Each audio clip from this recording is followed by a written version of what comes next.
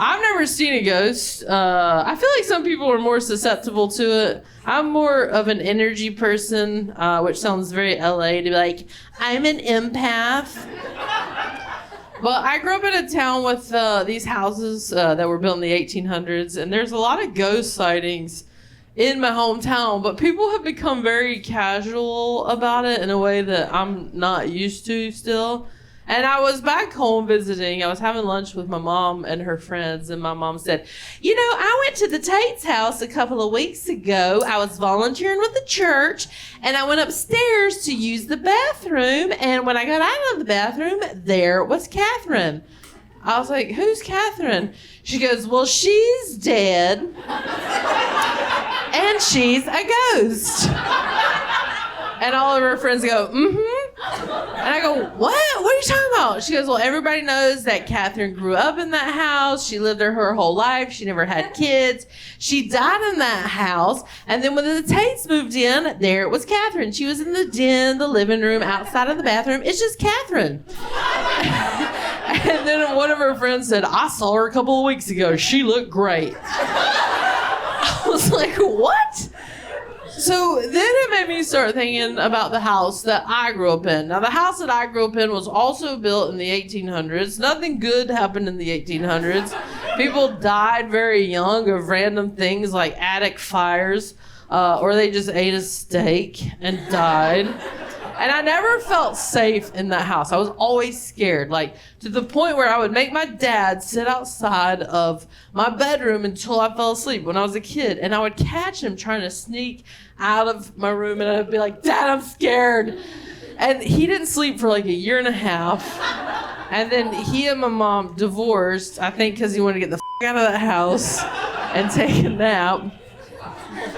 And then when I was in high school, my mom got this new boyfriend who lived an hour away, and a lot of weekends she would leave me alone in this house and go hang out with her boyfriend for the weekend. And I was so scared. I slept with a knife under my bed, not my cake cutting knife, a different one. And I'm now reminiscing about this time because Catherine's made me think about the house that I grew up in. I said, Mom, you know the house that we grew up in? That house had such a weird energy. My mom said, that house was the most haunted house I have ever lived in.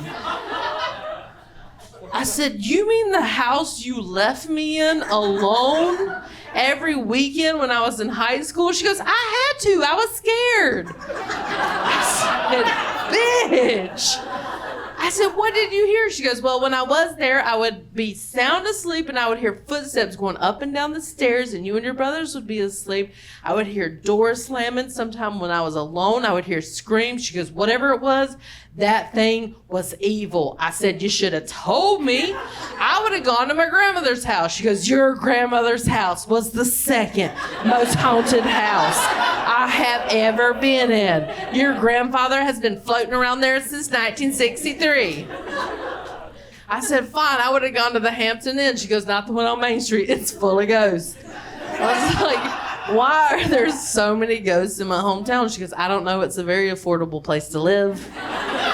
People are very friendly. She goes, but I got fed up with that ghost. It was evil. And I told it, I proclaimed one night, if it did not leave us, I was going to call the Duke University Paranormal Department.